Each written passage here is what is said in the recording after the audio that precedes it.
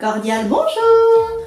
Si on part du postulat que la personnalité se façonne par étapes et qu'on s'accepte au fil du temps, alors le Shugo-chara, un esprit de votre personnalité et de vos talents cachés, est une jolie métaphore de l'épanouissement de soi. Si tant est qu'on souhaite le laisser éclore et se développer. Je suis Priscilla Desjardins de la Forêt et vous êtes sur Belle en Bulle, une chaîne qui décrypte les mangas de façon toute personnelle. Aujourd'hui, je vous présente Shugo-chara.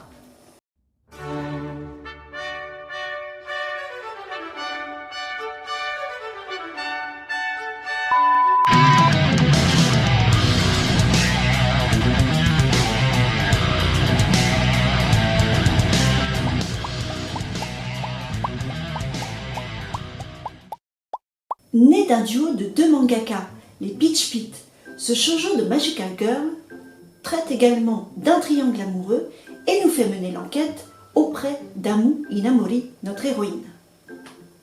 Série terminée en 12 volumes, rééditée en 2019 chez Pika Éditions en double volume, conseillée à partir de 10 ans.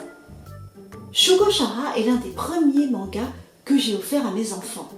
J'ai eu plaisir à les lire avec eux et à regarder l'anime associé, à l'instar de Mew Mew Power ou Momo, la petite diablesse.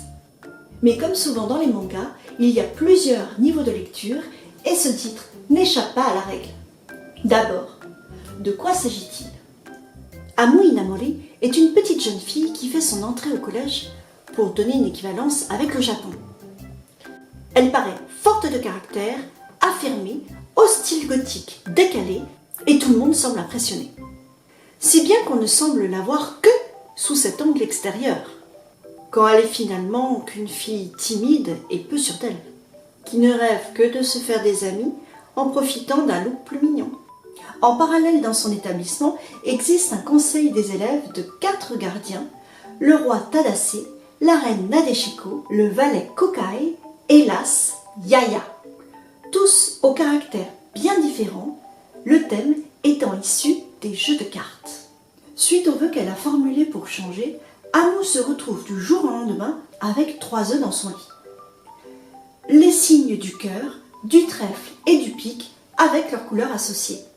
Perturbée, Amu se voit sauvée par Tadase de l'entreprenant Ecto, un jeune homme aux allures félines qui cherche à lui voler ses œufs.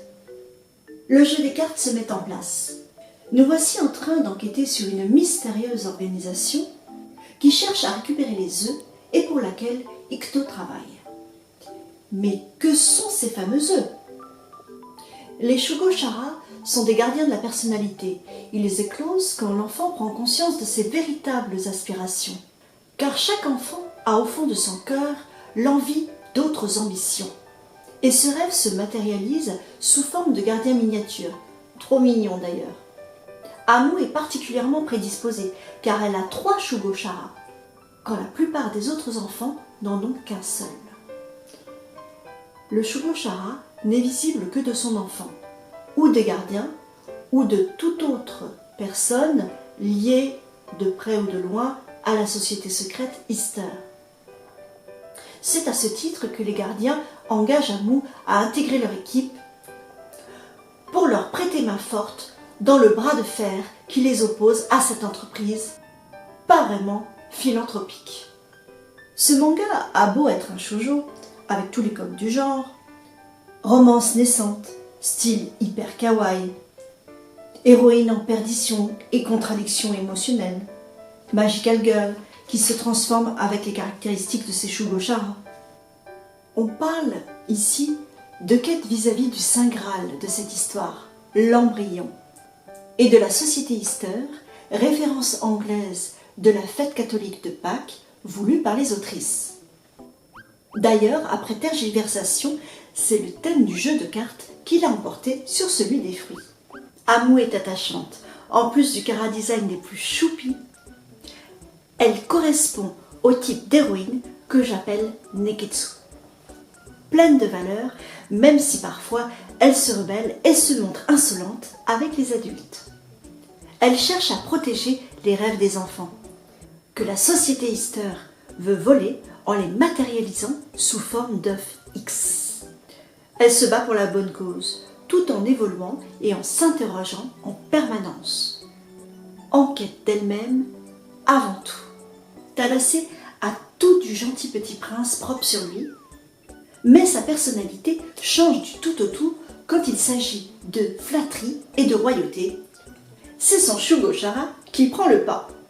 Nadeshiko a tout de la bonne amie et se révèle être un précieux soutien pour Amu. Elle détient un secret qui sera révélé, comme quoi les apparences ne sont pas toujours ce qu'elles sont, et c'est tout à fait intéressant. Kukai et Yaya sont des personnages secondaires attachants, pleins de bonne humeur et d'énergie, qui font une super base de soutien à notre héroïne. Ikuto est avec Tadassé un des personnages les plus énigmatiques du récit. Sous ses dessous de séducteur, il cache une brisure et personne ne semble pouvoir l'atteindre. Il pourrait bien être pris à son propre jeu du chat et de la souris. La souris en question étant une Amu qui force les respects et fait vibrer les cœurs. Les Peach Pit dépeignent une galerie de personnages avec plusieurs motivations et passés divers, ne manquant pas de pimenter le cours de l'histoire. Les valeurs développées par les autrices font écho aux écueils que rencontre le jeune lectorat. Une ode à l'acceptation de soi et des autres, sublimer le réel derrière le fantastique par le biais d'amitiés solides par exemple. À mon sens, le choix des Shugochara d'Amu sont un peu stéréotypés. À part le dynamisme de Ran, la cuisine et l'art me paraissent réducteurs. J'aurais aimé d'autres choix plus novateurs. Je me suis également interrogée sur l'hypersexualisation des transformations d'Uto, une des antagonistes qui aurait tendance à me sortir de ma lecture et qui me paraît être en contradiction avec l'énergie combative de ces demoiselles. Il n'en tiendrait qu'à moi, je les aurais laissées en tenue confortable et protectrice pour leur duel. Mais il n'y aurait plus ce côté kawaii évidemment.